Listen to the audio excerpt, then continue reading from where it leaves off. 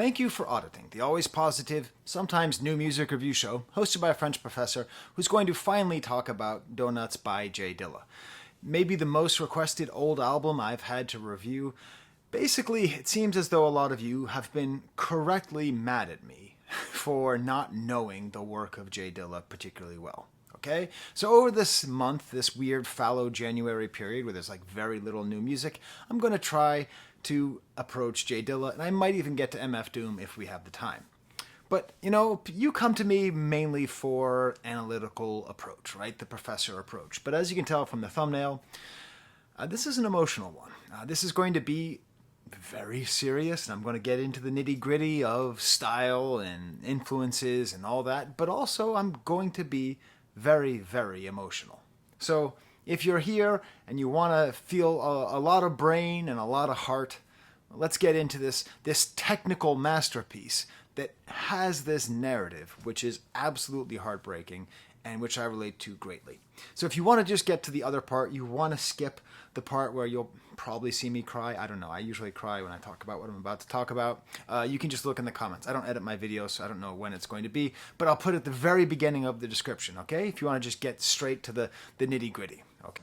I ended up having to edit, so it's at 12 minutes and 11 seconds if you want to skip the whole personal, emotional part, okay?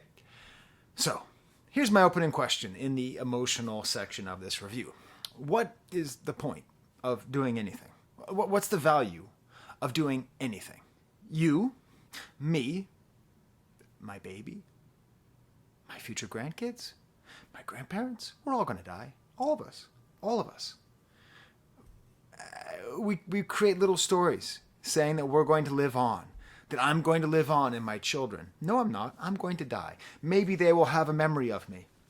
Maybe that memory will go on a few generations. Maybe my videos will be remembered, but I will be forgotten. Shakespeare will be forgotten. Nobody lives longer than their lifetime. We all just die. Neither through seminal propagation nor through great artistic works are we going to live even 1 second beyond our brain activity and our heart activity. Okay? That is just the truth. So why do we make art? If we make art to survive, well, that's one thing. You make money, people buy things, and so that's one way to do it. But what do you do when you know that you're going to die and you know that you don't need money? Why would you make art? So we're going to be talking about this album, J Dilla Donuts, which came out 3 days before he died. Side note, that's back in the good old days when albums came out on Tuesdays. Much cooler than them coming out on Fridays. I wish it was still that way. That's still how I know that 9/11 was on a Tuesday, because I bought the blueprint on that day. And there's this whole myth, and there's this whole reality. So the myth is that J Dilla was literally having his MPC on his bed and was, working on it, and then he just died, right? Like, that's the myth, that he's on his deathbed working on his album. Thanks to Dan Charnas's book that came out recently, Dilla Time, we know that that's not really how it was. It was largely done in between hospital visits. But sometimes the myth is more true than the reality. And I would put forth that this myth, which is propagated everywhere and which I understand is a myth, is actually the truth, even if it didn't happen. Now, there's a great video. I'm going to be talking a lot, by the way, a lot of sources, a lot of interesting things to go into if you haven't seen them all. There's a great YouTube video by Fuse that features J Dilla's mother and one of his artistic brothers, J Rock. The album came out last year, super good. If you don't have it, check it out. And in that, they tell these stories, and it becomes clear that even if he wasn't necessarily doing it as you imagine, he was still going through and picking samples from a hospital bed. He was still working on this. He was still keenly aware of his impending death. He would never see the reaction. He would never see his name up in lights the way they are now. So why did he make it? He made it to make it. He was an artist, and artists make art. If you are an artist, then what you are to do is make art until you stop. And that's what this album tells us. That's what this work tells us. Make art until until you can't. So why did I not pick up on this album in 2006? Oh, lover of hip-hop. I mean, this album, Stakes is High, it took me a long time to warm up to this album. This was De La Soul's first album after Prince Paul left, and it's a little inconsistent. Balloon Mind State also took a long time for me to warm up to, but that became maybe my favorite of their first three albums. I love Balloon Mind State. But this album didn't really hit with me at first until I really started listening to the song Stakes is High. And that was, for as long as I can remember, one of my favorite hip-hop beats ever made. But it wasn't made by anybody I recognized. It wasn't made by Timbaland. It wasn't made by RZA. It wasn't made by Kanye. It wasn't made by the Neptunes. It wasn't made by DJ Premier. It wasn't made by Just Blaze. I'm trying to think of all the rap artists whose names I knew when this came out. All the producers. It wasn't made by Marley Marl. Because of that, just what JD, just whatever. Just sometimes there's just these great beats and they just come out of nowhere, and that's just what I predicted. Okay, so I wasn't really paying attention to hip-hop by 2006. I talk a lot on this channel about the mid-20s music death. And when you hit your mid-20s, you basically are certain that all new music is trash and that old music is better, and that had already set in. And moreover, this album came out in February 2006. Do you know what I was doing in February 2006? I was in my second year of grad school, University of California, Santa Barbara. I had had my first child in August of 2005. He's at college now. But in 2006, I had a 6-month-old baby. I was working on my master's exam, like this huge exam, and I was teaching one class of French, as a TA. But I was teaching one other class too. So I had never taught by correspondence. This is pre-Zoom, okay? I'd never taught by the mail. But a student came up to me. Her name was Robin Babini. And she asked me, by email actually, not even in person, I took French 1 with you. Do you remember? And this is my first semester, so fall 2004. And it was a small class, but I remember her. Unremarkable. Fine. Not a bad student. Not a great student. Bright-eyed, friendly, not the teacher's pet. Just a totally normal freshman at UCSB. Okay? And she wanted to take French 2 with me by correspondence, which I don't do. But then she told me why. It's because she was going through chemo for ovarian cancer. It happened to be that 2 years earlier, my mom had just beaten ovarian cancer. She had just gone into remission. So I was feeling generous. I asked my supervisor. She said yes. And so I said, sure, why not? It was a lot of extra work for me, sending off the packets and getting them back and grading them. But you know what? It was all set and it was all fine. My mom got better. And as far as I was concerned, Robin must have got better too. Young kid, 20 years old, So a year later, I'm applying to the Grad Student Excellence in Teaching Awards, 2007, 2008. And I figured, oh, wait, you know what? Actually, I did that nice thing. I'm just going to email Robin and check it out. And I get a response from her father. And she died maybe 2 months after I gave her the grade. I think I gave her an A-, maybe a B+. And so, okay. I put that in my application and I won. I won the prize. I won $1,000. Pretty big deal for a grad student.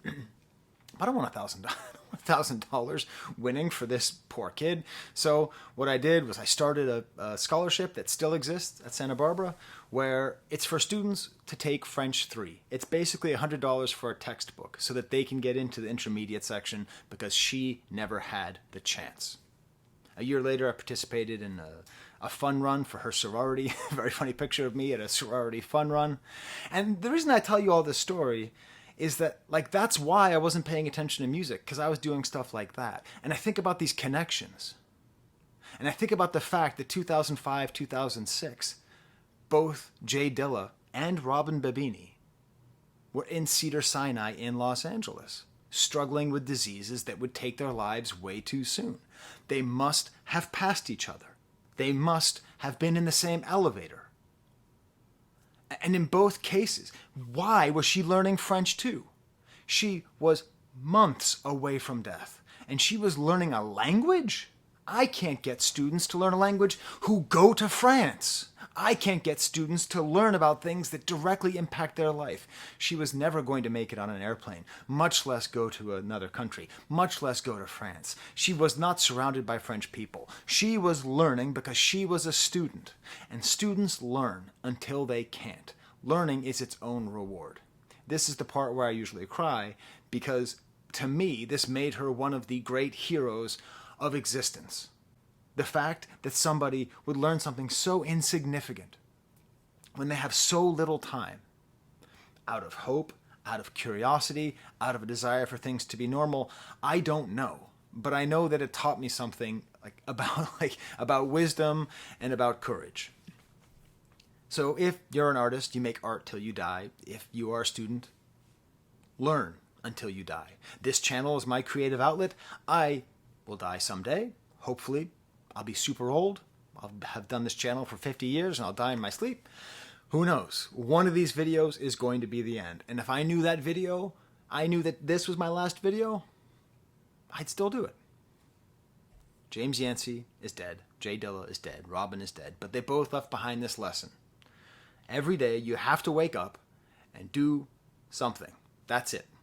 Just don't give up to despair. Whatever the thing is that you do, you just do it. It's not about YOLO. It's about appreciating every day. Okay? And that sounds cheesy, but you didn't skip. You're here for the emotional part. So that's on you. Okay? If I inspired you, I'm sorry. Okay? But that's what this work means to me. Listening to this album. And again, whether or not he composed it on his deathbed doesn't matter. He knew the end was near. He was putting so much into this work. You just have to, as Warren Zevon said, another artist who died and who made an amazing album before his death, enjoy every sandwich. That's essentially the goal that we should have in life. But maybe not a sandwich. What's something else that people don't eat because they're constantly thinking about whether or not it's healthy or it's too sweet, or it's a food that people always enjoy but don't eat that much? I don't know. I'm sure I'll come to it. So, now you're back. You're back, everybody. You missed a cute little story. Let's get into the analytical mode. Why? Why did it take me so long to take J Dilla seriously? I'll tell you one reason why is the hype. And it's the particular kind of hype that J Dilla gets that makes me angry. Okay? I teach a class on hip-hop culture and rap music. Okay, I'm teaching it again in the spring. 30 students already signed up. They're all set. And I looked at a lot of syllabi and other people's work that they do for teaching hip-hop, and it was always the same goddamn thing. The last thing on any syllabus was J Dilla and MF Doom, and that essentially was seen as the end of hip-hop. And I would argue, if you teach about rap music and you stop at J Dilla, you're not a rap teacher. Okay? You're a history teacher. You got to talk about Conductor Williams, you got to talk about Nicholas Craven, but you also got to talk about Metro! And you also got to talk about Pierre Bourne. Rap is alive. It's not actually dead. Even the author of Dilla Time, Dan Charnas, I read a lot of interviews with him. He said in an interview with Rick Rubin that what he teaches is very different from mainstreamed rap of today. So, in my stupidity, I equated appreciating Dilla with not appreciating modern mainstream rap, which I also do. But obviously that's wrong, because let's not forget, bam, bam, bam, bam, bam, bam, bam, vibration, ding, ding, ding, ding. Okay, so I knew this. So I knew I was going to have to. And so a couple months ago, I bought J Dilla Donuts at the Record Archive in Rochester, New York, the best record store in the country. And first of all, you need to know I've had a very goofy listening experience. So I bought the album on vinyl, but the way that it is that it's actually not easy to see like that's how each side is. And I'm a 46-year-old man, so I can't read that. So I couldn't figure out what side was what. So there's sides A, B, C, and D. So I would essentially just listen to sides A, B, C, and D. I didn't know what was the beginning. I didn't know what was the end. And it ended up having this kind of cool effect where my experience with it was in these chunks, as opposed to having a linear journey from the outro to the intro. It was this other way. And one of the sides is my absolute favorite, and I think is like the best. Eventually, I got so sick of it, I just wrote it on there, you see? Because I just got so sick of it. Stone's Throw. Do another edition where you can tell A, B, C, D. If you're going to have these stupid multiple vinyls, I just want one vinyl. So, my initial take, and I'll talk about this. My initial take is that this is a guy who I could have hung out with. What I picked up was that he had a real love of hip-hop, that he was roughly my age, that he probably liked a lot of the rap music that I liked, and that his relationship to music was one that I could really understand. And so part of what I'm going to review for you is give you my sort of initial take, like where I tried to imagine how I would have reacted if in 2006 I wasn't busy raising a baby and teaching Robin Babini. If instead, oh, by the way, I wanted to link to Robin's charity on this video as a fundraiser, but her charity isn't linked up through YouTube, so instead I'm just going to do Slang for Lupus, because J Dilla suffered from lupus, and it's like a very serious disease that really hurts people. So if you want to give, that would be super awesome. But what I really love about this album is that it does...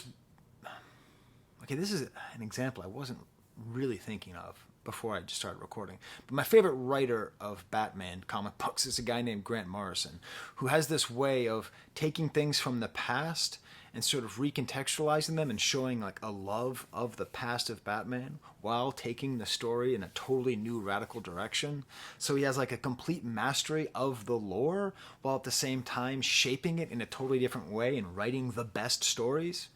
That's sort of how J Dilla is with both rap music and Motown music. He has this way of highlighting the forgotten, which is what all great samplers do. But he also recontextualizes the familiar. There's so many familiar samples in here, but he recontextualizes them, does something new with them. He's having fun. He's playing, right? This is a very fun album. It's also a very warm album, which I'll talk about soon. And so what I ended up feeling was this experience of me, and I've spent probably 30 hours in the last week preparing for this video, listening to this album. I'll share all my research with you. It's been a music lesson about J Dilla, but when you really focus on what J Dilla is showing you through his samples and through his techniques, it is also a music lesson from J Dilla. So if you want just a little list of some of the things that what I should be doing, right, is I should be holding up the book Dilla Time by Dan Charnas, right? Amazon's delivering it tomorrow.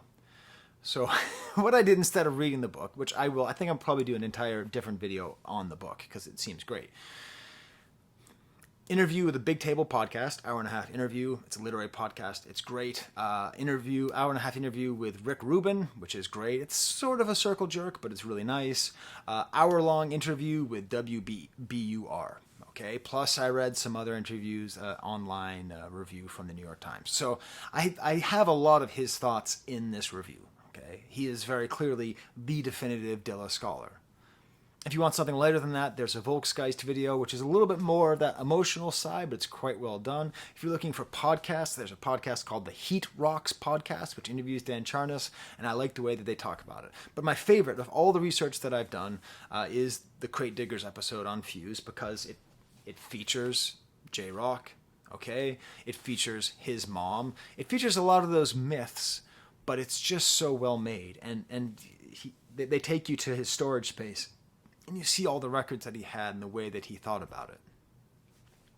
And what ends up happening, the image that comes up, I said that multiple times, it ends up happening. So I don't edit my videos. So tell me, how many times have I said that already in this video? Way too many, man. What I came to realize was that J Dilla, this album, just screw it. Not J Dilla in general, okay? I'm not going to spend too much time with Slum Village and Far Side and all that.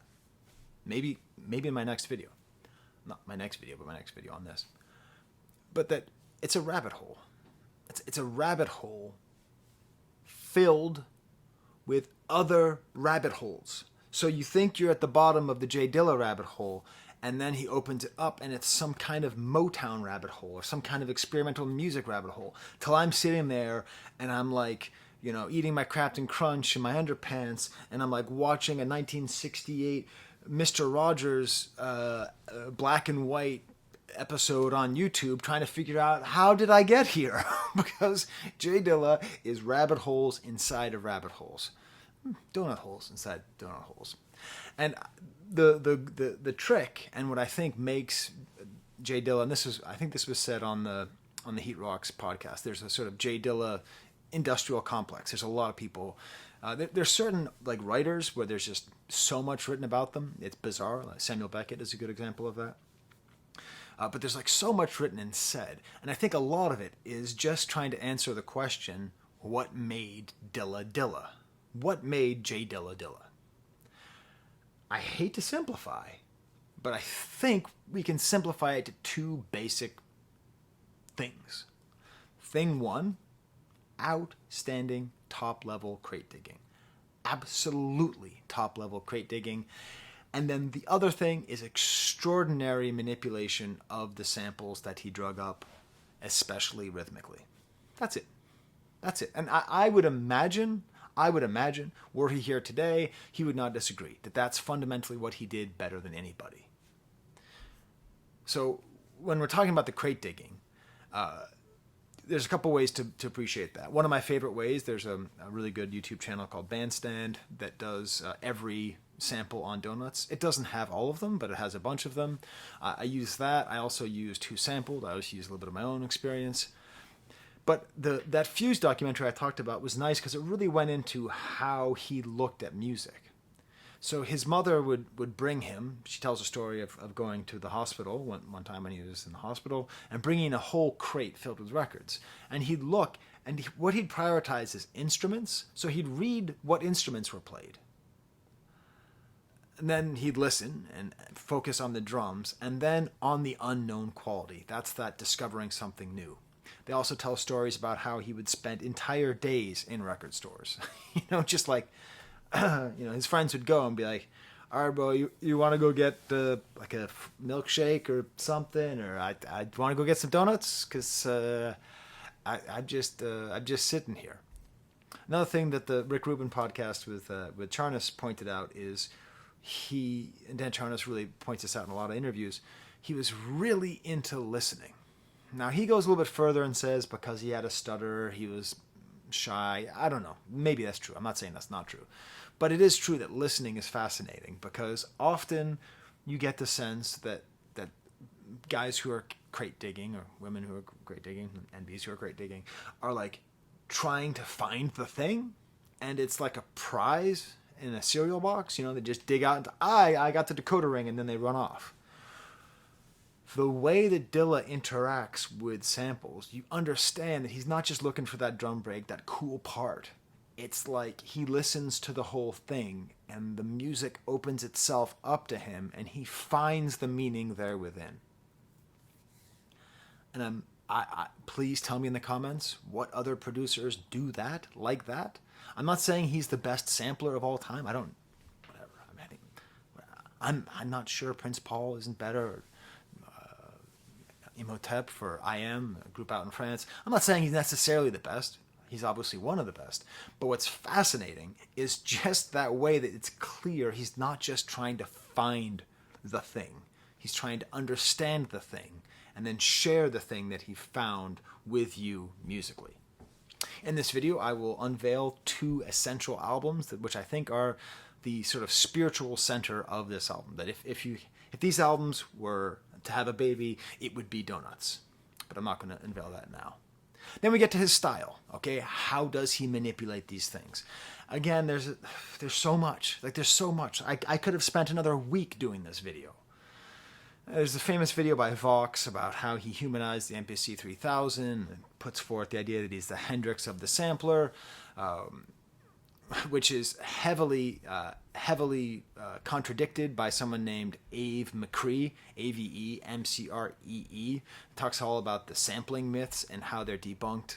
You can really get into that sort of debate. I'm not going to do that. I'm not that interested if it's an MPC 3000 or a Dippa 1200 or if it's Pro Tools. I don't care. I care what there is. I don't care how it was. Not because it's not important, but because I don't have enough expertise to really lead anything to that. But that's one of those rabbit holes within those rabbit holes, which I profoundly suggest you go down, because it's really fun watching people argue about how the hell did this man make this music. Perhaps the most inspiring breakdown of his sampling technique is by someone named Tracklib, where he does a breakdown of his eighth note technique. And what he does is he shows this one song, Don't Cry, and shows how he does it. So instead of just finding one thing, he samples like 8 different parts of the entire song and then cuts them together into a new rhythm, a new tempo, a new melody, but it's still all from the same song, so it feels simultaneously seamless and janky as hell. It's an unbelievable trick that he's able to do. And what this video does that's so wonderful is it shows you with colors and waveforms exactly how all these things come together from different parts of the song. The only time I ever felt that inspired was when I watched, and I'll include a link to this as well, someone who breaks down one of Bach's fugues. So fugues are these things that where they write like a little melody. It's called a subject. And when people write fugues, they write them and they play them once. And then they play something else, and then they play that little fugue, that little subject again in a lower register, and then in a higher register, and then eventually with their feet on the organ. And it's a really complicated thing to listen to, but when it's visualized, it's this ridiculously emotional thing where you see this brilliance, like this auditory brilliance comes through in a kind of synesthesia where you see it with your eyes. That's the level of complexity and profundity that's in these samples. And for that technique, I'm just going to call that technique Dilla-ing, where you like harvest. It's it's like that old thing, that a lot of native cultures eat every part of an animal, right? They don't just eat the nice muscle. They eat the eyeballs. They eat the brain. They eat the skin. They eat the bones. Whatever, right? Like the idea is he's not just finding the one thing. He's taking the whole thing and putting it all together. So I'm calling that a Dilla. He's Dilla-ing it. But certainly the most important way to use the word Dilla as a way to describe something was coined by Charnas and his explanation of the rhythm. And this is the real gift that Charnas has given us. This is what's funny is that now that I teach rap music, it means all this time I've been spending doing on this is actually research for me. So thank you. But he talks about how Dilla would decelerate, slow down songs, which brings out the flaws of the music and the flaws of the rhythm. And it's important to note, too, that everything that Dilla did, he wasn't the first person to do it necessarily. But as Charna said, other people who did things in a similar way, sometimes, like the RZA, were not doing it as a governing aesthetic. It was not the idea. The idea, Charnas argues, and I would agree, was to create what Charnas calls Dilla time. So here's a quote from New York Times, better than I'll say it. Charnas explains that Dilla's process was more complex and that he took multiple steps to purposely accentuate the sonic effects of error. The result was a fresh rhythmic feel that Charnas labels Dilla time, differentiating it from straight time and swing time, the two rhythmic patterns that defined Western music. Okay, so if we have straight time, 1, 2, 3, 4, and we have swing time,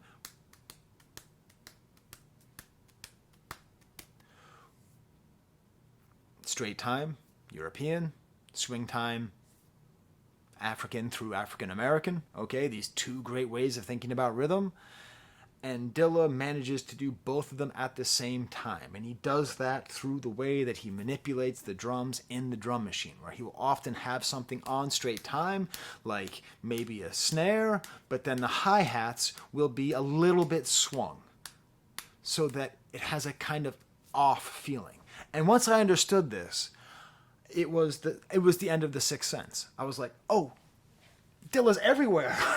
That sounds everywhere. That cool, stilted sound. And the coolest thing is the way Dilla explained it, and this was in that New York Times article as well, he would just say that's how he nodded his head.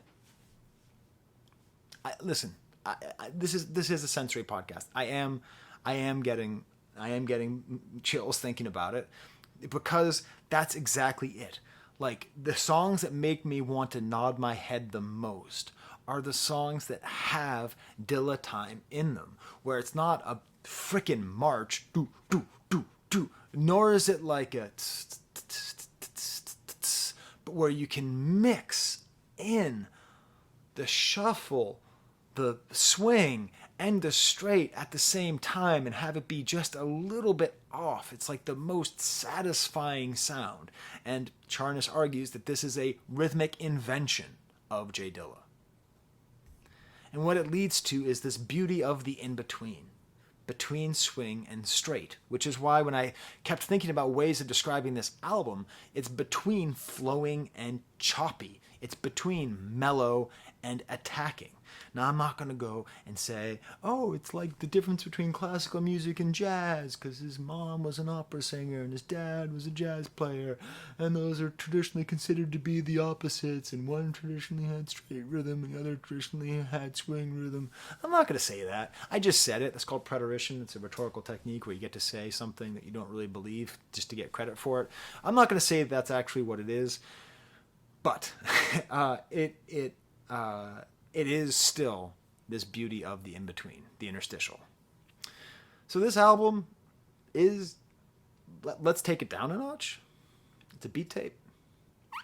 Great, cool, bunch of beats. Bunch of beats on here. With an important caveat, and this came through in the track lib video, he referred to it in an interview, I think it was with someone in Sweden, as a compilation of stuff that he thought was too much for MCs. So it's this weird thing where these songs are very short.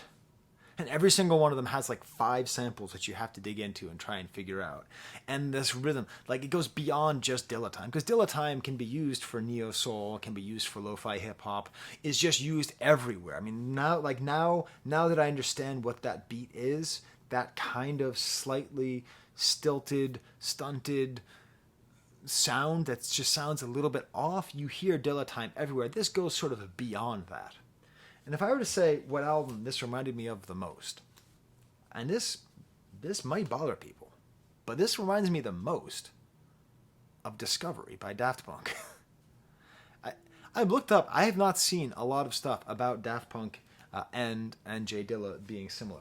I mean, J Dilla is ostensibly on this album, Daft Club, because Slum Village did a remix of Aerodynamic for Daft Punk, but it turns out it wasn't J Dilla who did it. It was one of the other guys in the band. It's not particularly great. And J Dilla, for Slum Village, used the Daft Punk song as a sample, as this whole kind of agreement. But I'm not saying that. I don't think that this was on purpose. But there is this important element where, because he's from Detroit, because Detroit is both the birthplace of techno and Motown, it would make sense that a rap producer from Detroit would be influenced by, what are the last 2 things I said?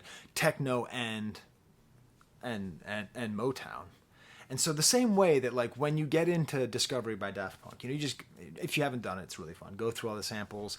They're kind of giving you a music lesson. But when they do it, it's great. And that's a great album, right? But it does feel a little academic. It does feel a little bit like these cool French guys who are just like, what if I found Edwin Birdsong? These American pigs will love it. Like, a little bit, What's so cool about J Dilla Donuts is that what he's trying to discover is really, really, really this Motown sound. So many Detroit artists are on here looking for deeper cuts, but not just Detroit, other American soul. Got lots of stuff from Philly, lots of stuff from DC, from the South. But then I'm going to go one step and say something weird, which you might not like. This album is very LA. To me, I mean, this cover right here, that's Randy's Donuts in Los Angeles. If you've ever been, the donuts are fine. You see behind me, I have donuts from Donuts Delight in Rochester, New York, which are much better donuts. But donuts are a very LA thing. Like, donuts are everywhere. There's, like, donut shops everywhere. They're usually, like, in these small kind of bakeries, which, if I remember correctly, were often Vietnamese owned. I don't know, but there's some sort of somewhat recent group who has really propagated a lot of donut places in LA, plus the existing LA. It's a very, and just this album feels very cruising. Maybe it's that Wolfman Jack sample, but it feels pretty breezy, feels pretty LA. But let's talk about donuts. And obviously, I was being a jerk earlier. I was trying to say maybe part of this album is about the need to enjoy eating donuts. You know, the importance of appreciating every sandwich. You know, what are donuts? Okay, obviously donuts look like a record. Okay, this is a chocolate glazed. There's going to be crumbs everywhere. Dogs are going to love it. This is a chocolate glazed donut. Very good donut, right? But also, it's infinity. Okay? A circle represents infinity. There is no end and no beginning. Okay? There's no end and there's no beginning to this donut.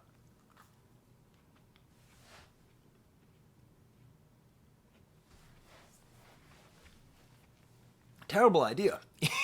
Very dry. It's a good donut, but this album really feels that way. The intro is the outro is the intro. The album is filled with people introducing stuff all the time. Ladies and gentlemen, it seems like anybody who ever had a live album, any live soul album, is going to have their introduction here. Almost every song, it feels like, contains one of these intros. And it's this feeling of sort of this unending, the fact that it ends with the same song that it begins with, even before, because this album came out before we had streaming listening patterns, right, where you just kind of restart the same album over again. It just never starts and never ends, and is always starting and is always ending, which is, I would argue, a metaphor for life, a metaphor for existence. Maybe I'm going too far. Speaking of holes, let's get into the rabbit hole, okay? Little teaser here. One song I think is not worthy of the project. It's an actual skip. I actually skip it. I'll give you a hint. It's the first track of one of the sides. So if you had this on vinyl, you might be able to figure it out. And one song is my favorite off of my favorite side. Can you guess what my favorite side is? 1, 2, 3, or 4? Feel free to tell me in the comments if you can. If you're in the comments and you put in the letters AVAA anywhere in there, that stands for awesome video as always, and I will always heart a video that says that. You can smash like bucket, subscribe. If you haven't seen my other videos, I do a lot of stuff about new hip-hop. New rap music, new rock music, all that kind of stuff. I always try to stay positive because artists work too hard to be told that they're not good. So if you're out there and you're making art, I'm never going to say anything bad about you. Unless you're like Drake. I say a lot of bad stuff about Drake, but I like Drake. So let's get to side A, shall we? Where'd it go? Where'd I put the record? Right. Let's get to side A. All right.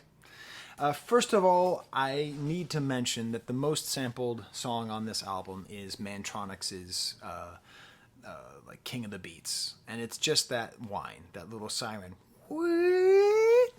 And I think it is serving the function of a producer tag. You know, instead of like, Dilla on the beat, okay, which would be very funny if that's what it was. Instead of Dilla on the beat, it's that whiny sound. And this is part of what I'm talking about, the recontextualizing. Nobody tried harder to find the deepest cuts, the crates that he dug. Oh my. Like the song Mantronix, from the band Mantronix, the 1984 electric hip hop group that had been sampled over 100 times before J Dilla sampled it. Okay? He's not putting himself above being a DJ. That song gets people going. Okay? That sound gets people excited. He knows it and he integrates it. I think he does it partly to not be too precious. And we'll see, we're going to get to a part of the album that's just littered with common samples. But let's start off the first track, which of course is the outro, Donuts. This is fun because it's like a 13-second song, and it really does feel like an introduction. It feels like a signature. It has Skills and Raskas's song, Six Figures, which is 6 times on this album, which is... There are times where he does things that I think he's sort of like flexing. He's stunting. He's showing off what he can do. So to like have the entire history of all rappers everywhere, and he basically only quotes Skills and Rascas from this one fairly obscure song. But it's cool because he takes the word J and then the word dealer and mixes it together. And that's an ability that he has. He has this really great ability to convince you that you're hearing J Dilla when what you're really hearing is J Dealer. He has a suggestive capacity to change what you think you're here. As a matter of fact, I was quoting vibes, vibration. I always heard it as ride, vibration, even though it's James Brown. And then we get to the big question. Is this album a love letter to his loved ones? Is this album an album that comes from a place of someone who's dying, who's trying to communicate through his music? Yes, it is, shithead. What more could this guy have done? His album. Okay? Like, oh, I don't know. Like the first main track, you know, the first main track here starts off with these strings from a song called Stay With Me by Gary Davis. And where the sample cut off, if you keep listening to, he says, I don't care what it takes, whatever I do, it must be done with no delay. Yes, he must make this album with no delay. I'm sorry for calling you a shithead. It's a totally valid perspective to have a neutral, cold-hearted take on this album. In a way, what this album reminds me of, 2007's Transformers by Michael Bay was a very controversial movie for some of the changes it made with the source material. For instance, this Xer right here never forgave them for turning Bumblebee from a Volkswagen Bug into a Chevy Camaro for licensing reasons. But they did do a cool thing with Bumblebee where he only speaks through music. He essentially only speaks through samples. So I do think that that's a way to think about J Dilla on this album. That he's like Bumblebee, and he's just figuring out, and he has this little sample here, and you're supposed to have the idea filter through in your head. I have to do what I can. I don't care what it takes. The next track, Working on It, is very clearly the most worked song. This feels the most cooked song, the most finished song. Again, we have the Mantronics. I thought it was the Beastie Boys the first time I heard it in the beginning. I don't think it is. These great guitar sounds and these voices. There's even some sex sounds. This is an oddly horny album. There's a couple times where there's like weird orgasmic sounds, like for no real reason. So many computer sounds, the drums go backwards and forwards, so much happening. This crazy beat part with these lowering guitars, this weird voice all over the place. And then when you do research on it, I expected there to be like 11 different songs, but this is how you Dilla. He took one song, basically, 10cc, there's of course other samples, this ridiculously obscure British band with a song called The Worst Band in the World, and he just cut up all these different parts and put it together and recontextualized it, okay? He's making sausage out of this, okay? He's making sausage out of the buffalo. And of course he mixes in Malcolm McLaren, who was the producer of the Sex Pistols, and Raymond Scott. Raymond Scott, who was a pioneer of electronic music. A Sprite commercial that he did is one of the random sounds in the back. And of course we have, from the Pee Wee Dance by Joeski Love. So all these things are all happening. It's all this 10cc thing. That's the main thing that's happening. But all these other things are layered in on top. We'll get back to the Pee Wee Dance, which by the way is basically a novelty song about doing the dance that Pee Wee Herman did in Pee Wee's Big Adventure. You know, a very goofy song. And of course, Skills and Rascas again. 7 times total on the album. And this is what I'm talking about. The feeling of jerkiness and seamlessness. Again, I think it fits really well with Discovery. I think they're doing a lot of similar things just from a different perspective. But next track is Waves. Great, let's go. Again, so much of this album is like, let's go, ladies and gentlemen, get ready. It never stops and never starts. There's these cool voices in the chorus, this vocal manipulation, and then it turns out it's 10cc again. So he's actually connecting the songs to the songs. A different 10cc song, Johnny Don't Do It. He's talking to us, okay? He's talking to us about this music. He's showing us his different influences and his different ways. And then he leads into Light My Fire, which is essentially like an easy song. This feels to me like a scrappy, just like a little fun thing. A cover of the song Light My Fire from the band Africa. It gets you kind of pumped up. He does this thing where he samples the song My Thang by James Brown, but he's flexing. Because this song has, this is no exaggeration, been sampled 88 times. But not the part that J Dilla samples, because J Dilla doesn't sample samples, he samples music. And if you happen to be listening to music and he happens to sample it as well, it may be something different. It may be something new. Beastie Boys, sample on the new. Now listen, this is the only Beastie Boys album I have in my collection. I have a long, complicated history of Beastie Boys, okay? I don't have License to Ill, which is like, okay, so Beastie Boys are white, right? So that's a problem in terms of the history of hip hop, and but License to Ill, like there would be no NWA without License to Ill. Like Dr. Dre's production influence, as far as I can tell, is License to Ill first and foremost. That's not saying he isn't a genius who didn't invent and create a whole bunch of stuff outside of that. But as far as huge influence, License to Ill really feels to me, and you hear it in all the samples. So this really connects to me, this sample from License to Ill, Not From Ill Communication. Because if you were my age, you freaking hated that album, License to Ill. Every jock in my school, fight for your right to party, brass monkey. I hated that. I hated that album. It's only now I understand it's great. But it's another intro song. Another intro song about how we're going to put it on wax. We're about to get started, always about to start with all these sampled voices. And then it mixes in together with the Detroit Emeralds, another band I'd never even heard of, What You Gonna Wear Tomorrow, these great like bongos in the back, and extends out and the listen. And there's it's also, not only is it smooth and jerky at the same time, it's like short and long at the same time, like every song feels long and dense and complicated, but also sort of short and simple. Stop is the next track. Here we have what I thought, I couldn't place the voice. And it seems to be saying, is death real? It turns out it's Jadakiss saying it. He also samples Skills and Raskas here. And I don't know what he's actually saying. But the only thing I can hear is asking, is death real? And again, if we're trying to imagine J Dilla as a dying bumblebee who's figuring out how to communicate his last words, that is a very real question. Is death real? And then here's a question that I don't have an answer for. How? So he's sampling Dionne Warwick.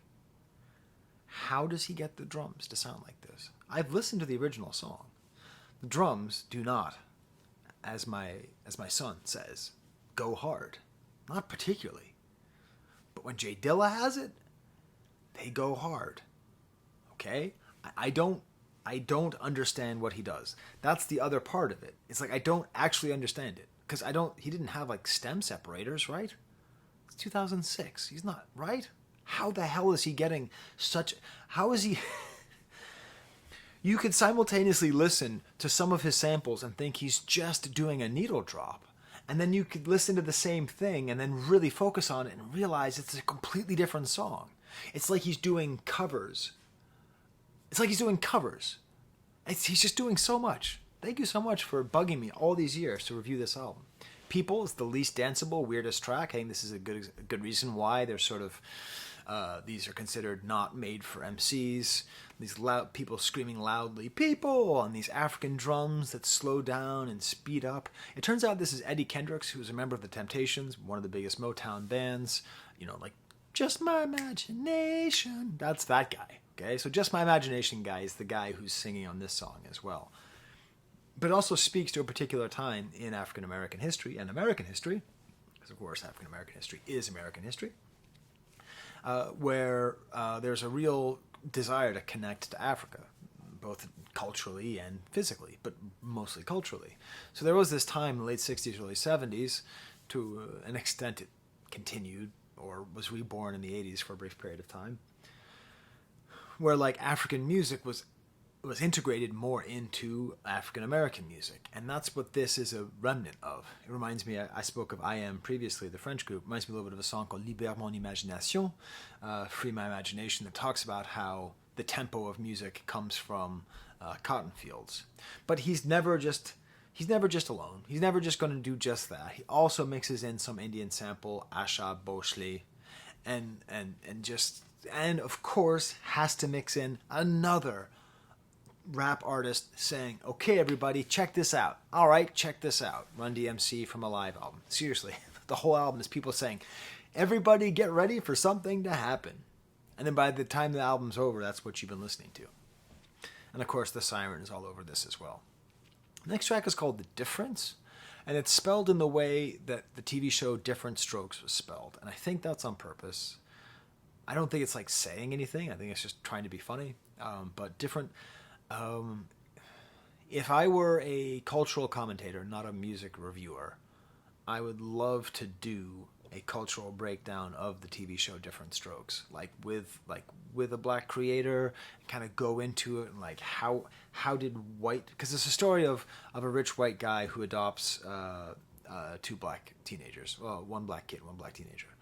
And it's sort of all about that. But like, I feel like this show has had an outsized impact on people of my generation and people a little bit older than me. And I would love to have a discussion about that someday. But I'll stick with the music. And after the least danceable song, we now have the most danceable song. These really fun horns and piano singing Fruit Man. I thought it was Earth, Wind, and Fire. It's not. Oh yeah. It's Kool and the Gang. By the way, is Fruitman on here? I can't see anything because my eyes. No, it's not. I guess it's not one of the greatest hits. If you haven't listened to Kool and the Gang, just do yourself a favor. Some of the best funk out there. But that's the thing, though, is he's Dilla-ing this song. He's taking all different parts and mixing them together and getting them all together. There's also even just a little bit of Jungle Boogie, their biggest hit, a song that is sampled a lot. There's some backward sounds, some more compressors. Okay, the compressors on this song is what make me think this might actually be semi-intentionally inspired by Daft Punk, but I think that's the last time I'm going to talk about Daft Punk. Maybe I don't really like the angle on this. Okay. Turn it up like that, give myself a little more space. Okay, so you can see the donuts behind you. It's making you hungry. Do you like donuts? What's your favorite kind of donut? My favorite flavor is sour cream, but my wife ate it. So, chocolate glazed is also quite good. Rascas comes in, and just the way the hi-hat sounds, when you listen to people talk about J Dilla, I think a lot of it's about the hi-hat, because the hi-hat's job is usually just to keep eighth notes. 1, 2, 3, one and 2 and 3 and 4, and 1 and 2 and 3 and 4, and 1 and 2 and 3 and 4, right? That's usually what a hi-hat does. And so the hi-hats in J Dilla are basically always either totally on or a little bit off. And if they're on, then usually the snare's off.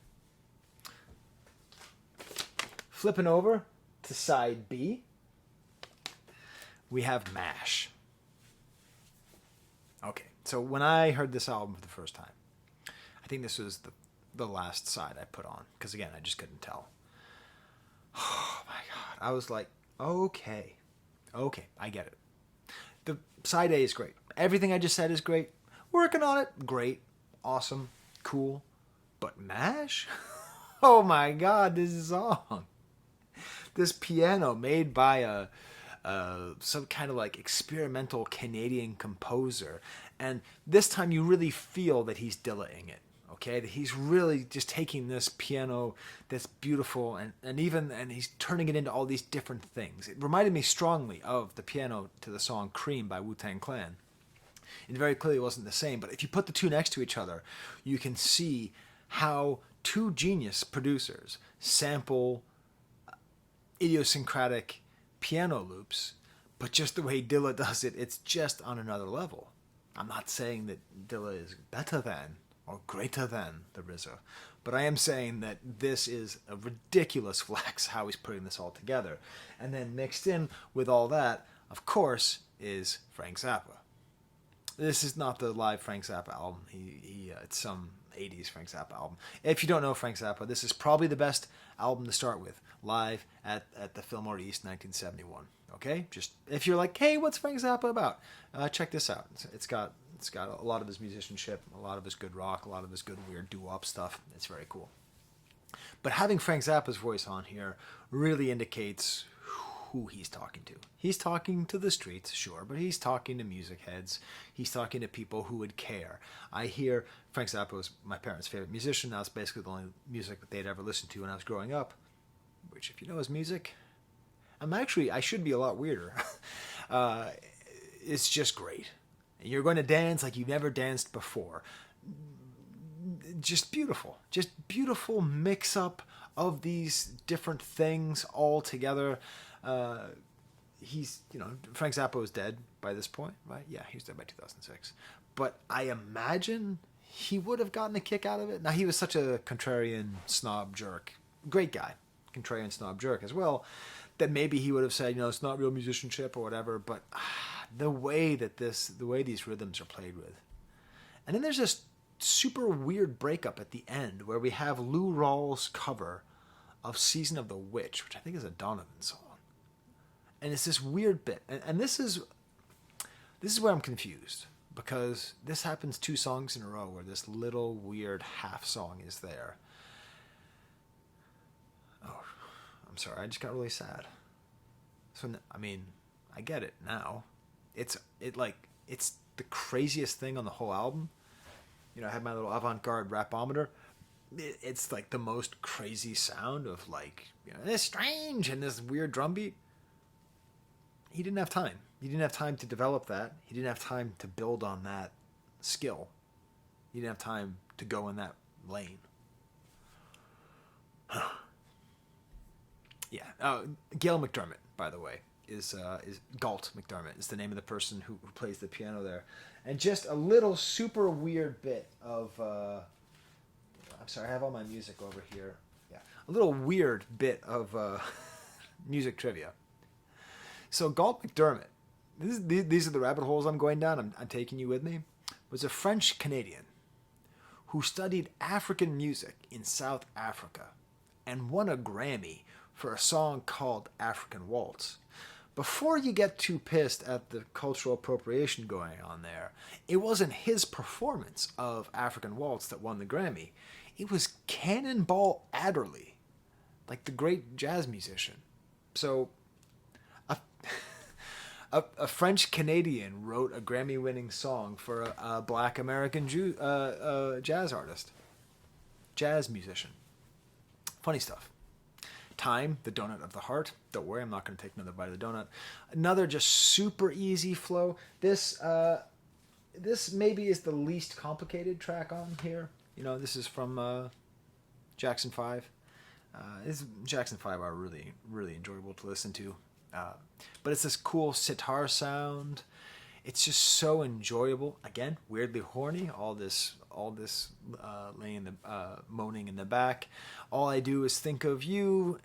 He Dillas the whole song. That's the name of the song. But he Dillas it, all these different parts coming together. So that if you listen to the actual song, you're like, oh, that part, oh, that part, oh, that part. And then he puts them all together.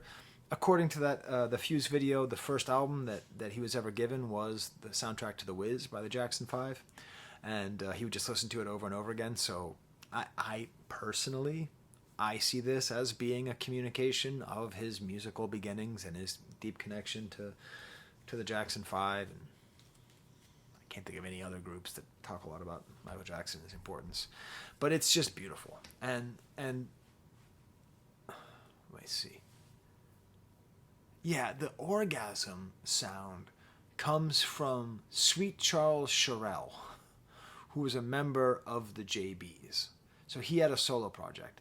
The thing is, what do you call reverse crate digging? I want to crate fill. Because I get the sense if you just got all the albums that this was based on, that this was sampled from, you would have a really, really fun time. Next track is called Glazed, much like my donut back there. Did I get it right? I'm trying to get it so it looks exactly correct. Very high-hitting horns, funky descending bass, some xylophones. This is, again, pretty straight up. But then later, there's this... So I can't figure out. I think it's Gene Chandler and Jerry Butler right? Yes. So that's the main sample. So Gene Chandler is the Duke of Earl. Duke of Earl. That guy, that oldie time, that's Gene Chandler. Jerry Butler, talk about him soon, right?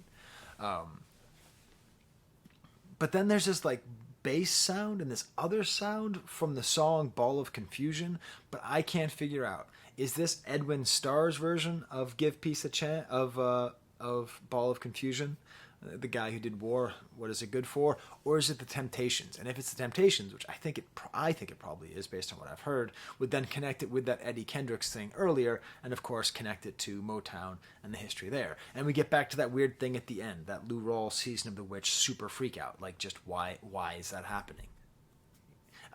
And there's even an earlier funk freak out from someone named Gene Ramsey, like he will sample something for ambient sounds. It sort of reminds me of Can't Tell Me Nothing by Kanye, how he he sampled and had to pay for samples of people being like, yeah, just like not even the music, just sort of like the ambient sounds. We then get to the Works duology, Airworks. Damn it, I said most Daft Punky song. Why do I keep talking about Daft Punk? That's what I hear. Cool cut up soul sounds, strings, all from L.V. Johnson. I Don't Care over and over again. That's the other theme of this album, which doesn't square with my hypothesis, or what I imagine is a common hypothesis, that this is a message to people that he loves or to the world, because he keeps saying I don't care. The first lines of this album are I don't care. The last words are there's a lot of I don't care here. There's like a little millisecond of Raymond Scott again, but we're not there yet, because Lightworks is where we get to Raymond Scott, and we have the first album that you need to buy, that I need to buy in order to appreciate J Dilla, the Manhattan Research by Raymond Scott. It's an album that came out in 2001. He is this avant-garde electronic musician, and it's mostly commercials. Lightworks was a commercial. Bendix, that he mentions in this song, the company of the future, was a brake company, not based out of Detroit. I looked it up. But it's wild, because the song Lightworks, it's like African robots. It's like African rhythms made on a computer in the 60s, mixed in with cool little jingles. The name of the game is Lightworks. But the way that the sounds come together, it sounds sort of futuristic. It sounds like futuristic hip-hop production, which reminded me strongly of the Neptunes, and in particular Pharrell. And it sort of reminded me of the song Drop It Like It's Hot. Like, I think if you played this song next to Drop It Like It's Hot, I think you'd actually have some kind of back and forth between them with this kind of futuristic sound. While doing my research, by the way, speaking of I was positive that Breathe and Stop, the Q-Tip song, was a Neptune song. I just thought it just sounded like the Neptunes to me.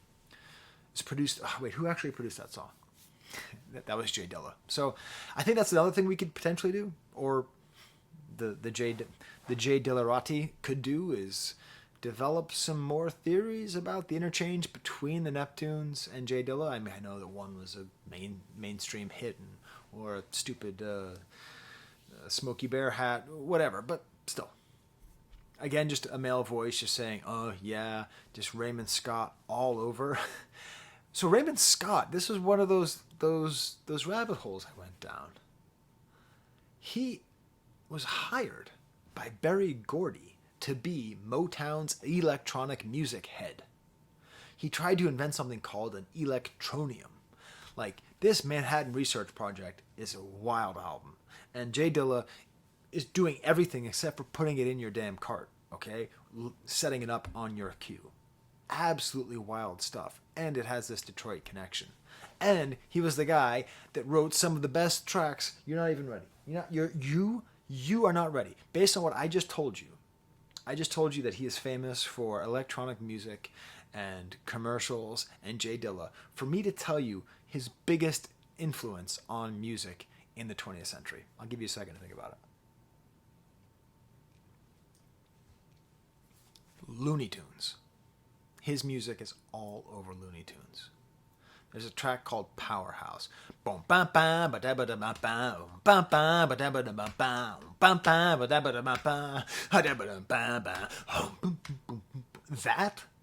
is this guy. That's the positive power of light works. Do you get it? Do you see how amazing the 20th century was and the 21st century is? Do you see how awesome human beings are, how great musicians are? You can be a guy who makes a weird commercial for a brake company, but you can also be the guy that made the music for when they were hitting all those home runs in the Bugs Bunny where they play baseball. It's just awesome. And of course we gotta have Razzcast and Skills back again, because J Dilla has to just constantly remind you, not only does he not need rappers, he doesn't even need their voices, really. Then we get to a super exciting point. This is the next little section of the album where the samples are going to become a lot less exotic, a lot more stock. Stepson of the Clapper.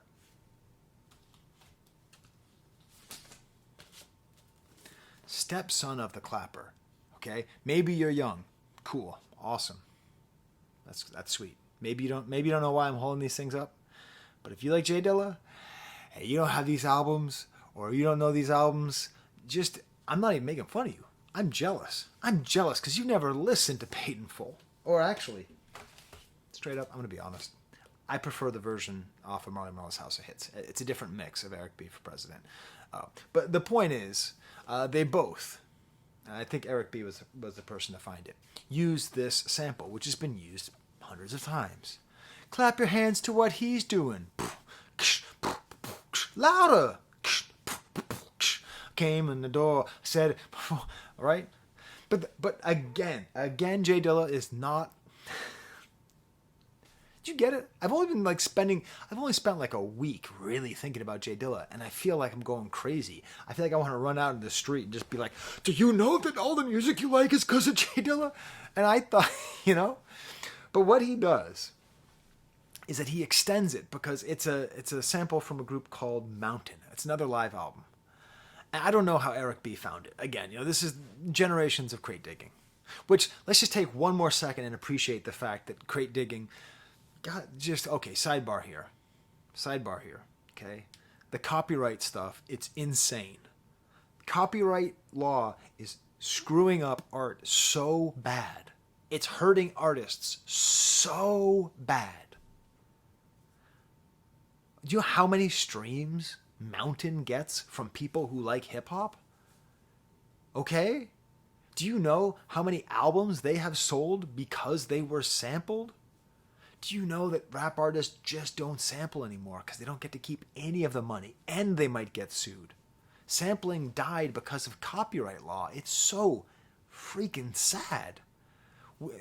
J Dilla died, but sort of sampling died. Now, of course he didn't, right? Again, I talked about Nicholas Craven, just that guy's nutty with the samples, right? Just as one example of many. There's a lot of great people work on samples, but everything has to be secret. Everything has to be hidden. No sample snitching. The idea that we're in this place where we could just have a better copyright law. And then on top of it, if I want to talk to you about a new musician and I play their music on this to try to get you to buy and listen to their music, YouTube's going to take all my money and maybe take down my video. It's kooky. It is anti-art.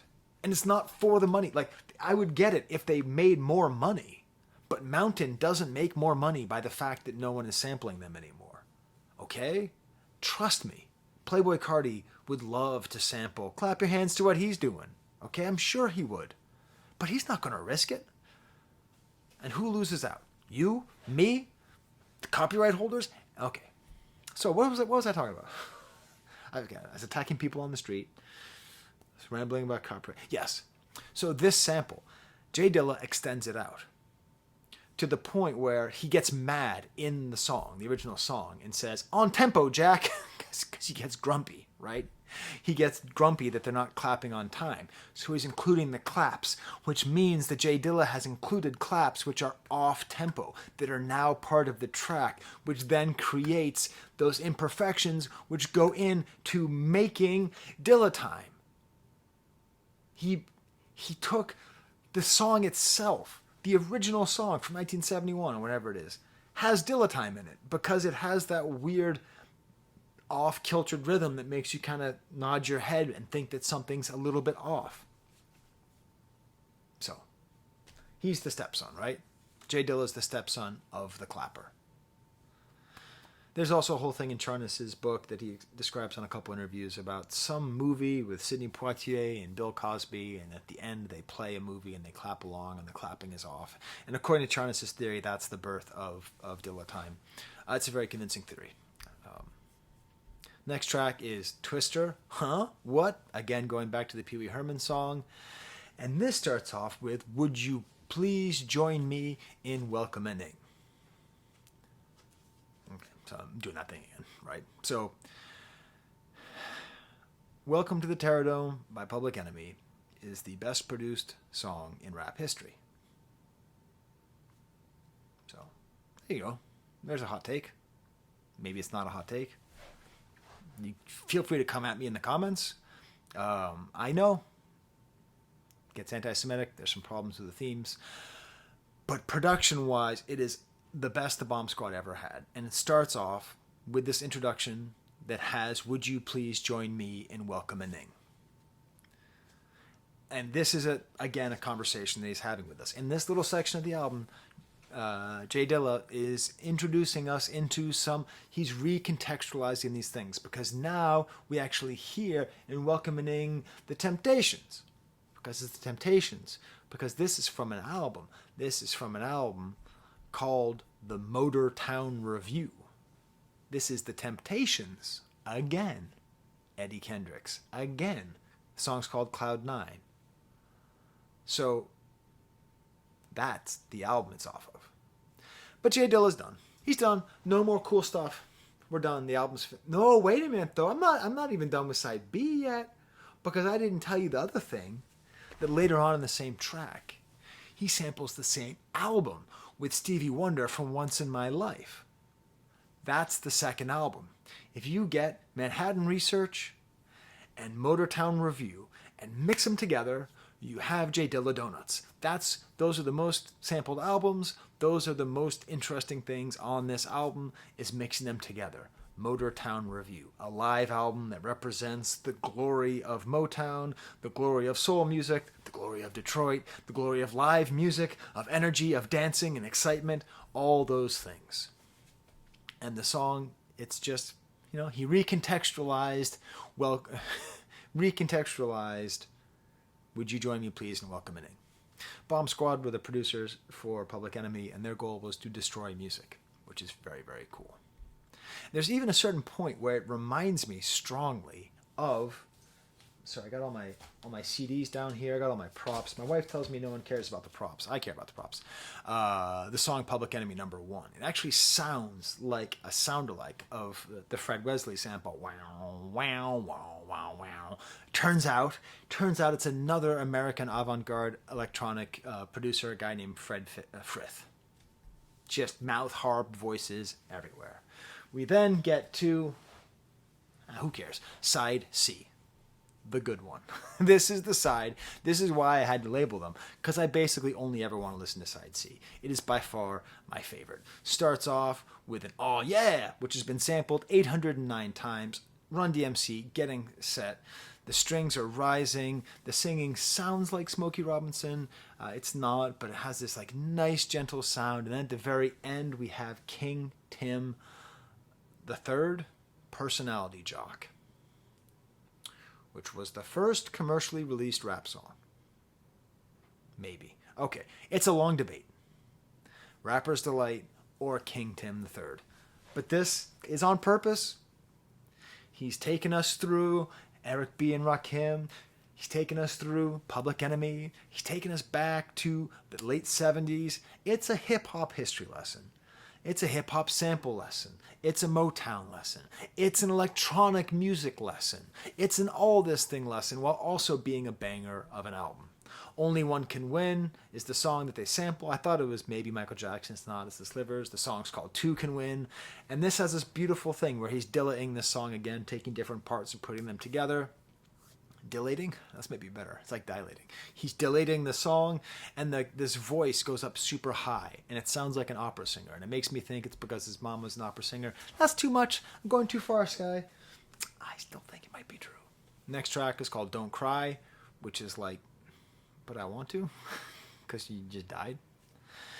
this bells rising, and this is where you just have to go to the track lib video. Okay, just watch. Seriously, he explains the whole thing about how he takes the entire record as a canvas, shows how the whole song comes together, how he changes the tempo, how he changes everything to eighth notes and doesn't chop out. Just him, okay? Track lib, stop. Not me, him. That's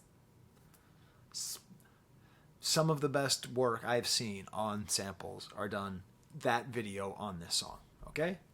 Next track is Anti-American Graffiti. This is why I'm saying it has that LA feel to it, because it reminds me of American Graffiti. It reminds me of what took place in Modesto, California, but still a very LA cruising feel, because we have the voice of Wild Man Jack in the back, who was in American Graffiti, the movie, George Lucas's first major movie, the one before Star Wars, after his weird experimental THX 1138. It's a great movie. If you've never seen American Graffiti, it's also the movie that really pioneered needle drops in movies, or really took them a step forward. That is to say, putting in songs in music to have them go along. So part of that movie was people listening to the radio and then listening to Wolfman Jack, who is this famous DJ who is actually in the movie, and he's here too.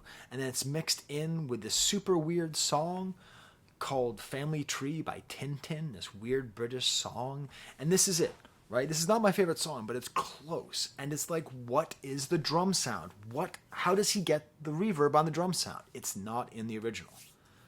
Joski is back with the what from the Pee Wee Herman dance. All these little samples that just go from link thing to thing. Then Geek Down, another example of where he's trying to do something cool with an old sample. UFO by ESG. Pretty cool, actually. They were a dance hip-hop group from the late 70s out of the South Bronx, right? I mean, they weren't black or Puerto Rican, so they weren't like most hip-hop artists from the South Bronx in the late 70s, but it's pretty cool. And then that famous sound, that high string, it just sounds like tension, it sounds like stress, is mixed in with this weird sample, this whammy bar and this wah-wah. And it seems so simple, but it's not. All of a sudden, there's all this vinyl hiss everywhere. And then it leads to the song of the album, Thunder. That's the one where basically every day I sit right there on my couch and I crank the song up so loud that it scares the birds outside, and I just listen to this song. You know, we've got and we have another clip from the Motown Originals. The Motown Review, the Originals, announcing them, and the whole sample is based on Martha Reeves' Sweet Misery. But he dillatized it, he dilled it, he delighted it, whatever the hell it is. I don't know how he made that song sound this cool, but this is one of the most satisfying sounds. I'm gonna have to do it.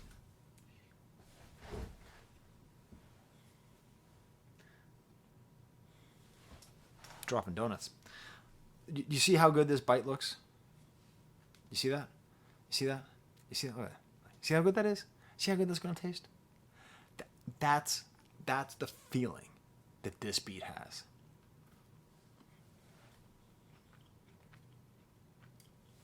Criminally good. Gonna have to drink coffee again. My main problem with the next track, Gobstopper, is that it stopped the previous song. I just wanted the previous song to keep going. The basic mode of the album here, I'm not really sure why it's called that. Just so, again, another song, we listen to the sample, you don't understand how we get there. Then we flip to side D. Now we have the bad song on the album, One for Ghost. The reason why is that I already knew this song. Listen, this is not the album it's off of. I don't know where my copy of Fish Scale went. Instead, I have More Fish, which is really just... I went to my CD collection, and I really like the album Fish Scale. I mean, not as much as Supreme Clientele, obviously. But yeah, but it turns out I don't have Fish Scale. Someone must have taken it. I must have lost it somewhere. But there's a song on Fish Scale, the preceding Ghostface Killah album, and I knew that song. So when I heard the sample, I was like, why is he sampling Ghostface? And moreover, it's this... She used to put me across my lap and whip me when I was bad. And I don't like the Ghostface song. I don't like the Ghostface song because child abuse is child abuse, and spanking is bad, and hitting with a stick is bad. And I don't care if it's cultural. I don't care where it comes from. It's a universal belief that it's a universal belief held by many, many different people that it's a good idea to physically hurt your children. It's not. It really hurts them. The science is done, okay? Eating lead is not a good idea. Beating your kids, no matter how formalized you make it, is a bad idea. It is unquestionable. It's not good to yell at your kids. These things aren't good. We know what's good. I'm a parent and it hurts me. It hurts me because in Ghostface's song, he explains the pain and the terror that he feels, and then he sort of closes it with an okay boomer moment, like, nowadays you just get timeouts. That's right, you get timeouts. We have evolved as a species, okay? Can we just evolve? There's nothing glory. There's nothing, and that's not to say that your parents are bad people because they beat you. Good people can do bad things. Good people can propagate bad traditions, okay? But let's not pretend like it's okay to hit your kids. It's just not. So I don't really like that song. It's just a low light. To me, it's just an instrumental to a song I already knew. Dilla says, go. All right, here we go. The little xylophone. I don't know. I'm pretty sure You See comes from Richard Pryor, but I couldn't find the sample. It's a sample from the Tramps, early 70s, like Philly soul and disco. Walk In On It is wild because it's a sample of the song Walk On By. Not the version that is sampled most often in hip-hop, which is Isaac Hayes' version off of Hot Buttered Soul, probably one of my 3 favorite albums. Nor is it the original Dionne Warwick version, even though he's already sampled Dionne Warwick. He's sampling some other version of it that is just not at all expected, and he's sampling it from a different spot. He's not saying Walk On By. It's If You See Me, Broken and Blue. And maybe this is a connection. This is what happens after the strap. And then there's some kind of mention about bringing the heat, and so I was like, oh, I know what that is. That's Benny Siegel from Life Times of Sean Carter. I bring the heat like June and July. No. It's skills. It's 6 figures again. The Factory is by far the most avant-garde song. It seems to be like it's about a factory. The whole thing's like falling apart. Again, it's another sample by another avant-garde electronic musician, Fred Weinberg, whose mother was an opera singer. Hey, they fled Nazi Germany and lived in Colombia in South America. All these people lead very interesting lives. Led very interesting lives. And then there's more electronic madness from someone named Bruce Hack, another Canadian experimental musician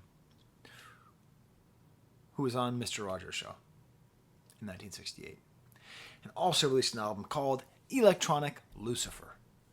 You Love is back to the usual kind of scope. Just this is sneakily maybe my favorite song on the album because it's just got this gorgeous piano and it's just the words I loved you repeated over and over again.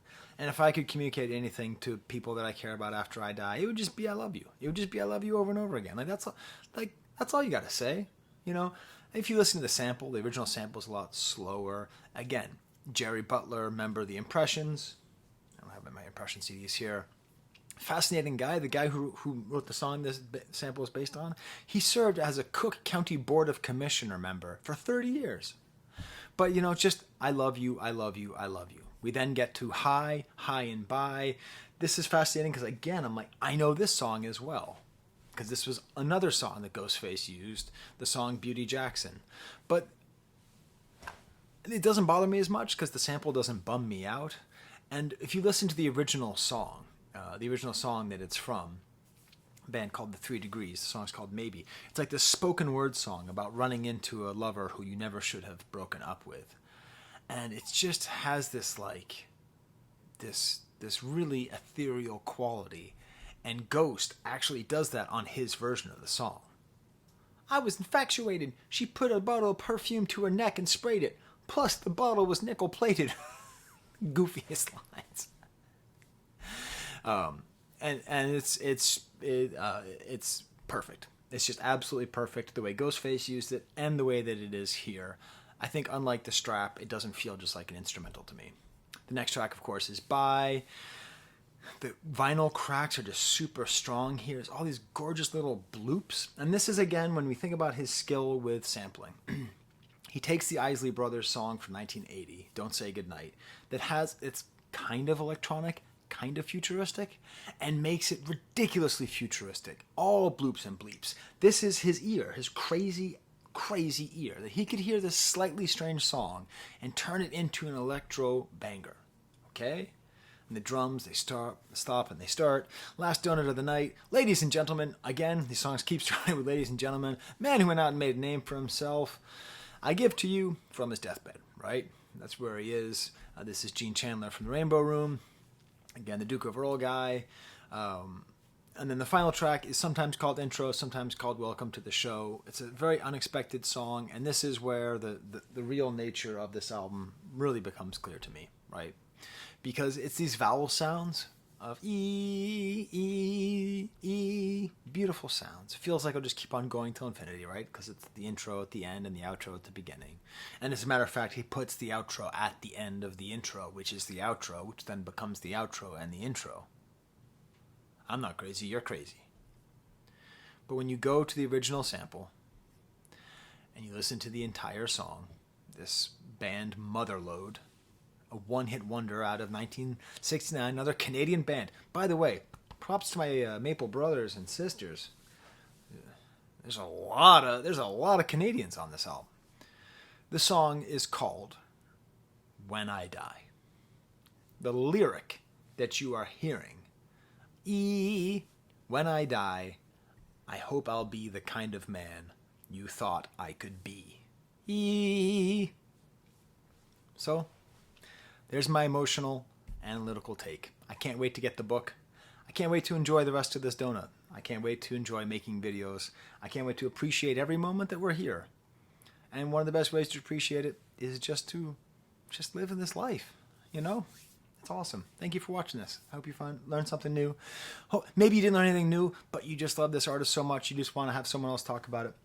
Or I am talking about it. Tell me in the comments what you think. Please donate to Lupus. Not to Lupus, to fighting Lupus, because, you know, he really suffered, you know, and there's people out there who are, like, legitimately suffering, and living every day is great, but living every day while you're suffering is hard, so maybe we can help people who are suffering. All right. Oh, I gotta go. It's been a long review. All right, until next time, there's the camera. Oh, snap. I totally forgot. So I told my Patreons I would give them a shout out because a lot of my Patreons have been telling me to review this. And so I finished the video. I uploaded it. You know, I almost finished my donut here. And then I forgot to do the shout out for the Patreons. So I guess I am going to edit this video. But just this. Don't worry. I'm not going to do any other editing. Before I get to that, a couple points have been bouncing around in my brain a little bit. One, I don't know what is meant by the song title Time, Donut of the Heart. I don't know. I have been really thinking about that, and I'm trying to tie it into my sort of general theory of donuts representing sort of an important thing to enjoy in life while you're still here, while also being a circular thing that brings joy like a vinyl record, while also being a symbol of infinity. Maybe time is infinite. I don't know. Also, you know, maybe the idea of I don't care is a sort of Buddhist-style way of saying, as your first and last statement on your final work, that you don't care, that you're transcending through your art. I don't know. The final thing I've been bouncing on in my head is I never mentioned the theory that what makes Dilla's beats so good is that he de-quantizes the beats. So that means when you have a drum machine or a computer, you can quantize, which means make the beats exact, and he makes it so they're not always quantized. I think that's true. I do think, as Charnas says, that's a little bit overstated. I don't think he always does that. I think a lot of times he just keeps things a little bit stilted or a little bit off. So that's just, I realized I hadn't actually used the word quantized. And you have to say that at least once in a J Dilla video based on my infinite research here. And I've liked this album so much, I was just listening to it. I went to Wegmans to pick some stuff up, and I'm still listening to it, even though I just talked about it for an hour and a half. Anyways, these are my Patreons. I have a Patreon. I quite often will say, hey, do you want a shout out? Like, just for, I don't care. You're at the lowest level, highest level. Abstract Pop says, yes, I do. Thank you for doing this one. Donut emoji. Philip Walsh says, one of my favorites ever. Says the World says, great album. Hand emoji. Regan says, meme. Maybe they meant me, me, me, me, me, me, me.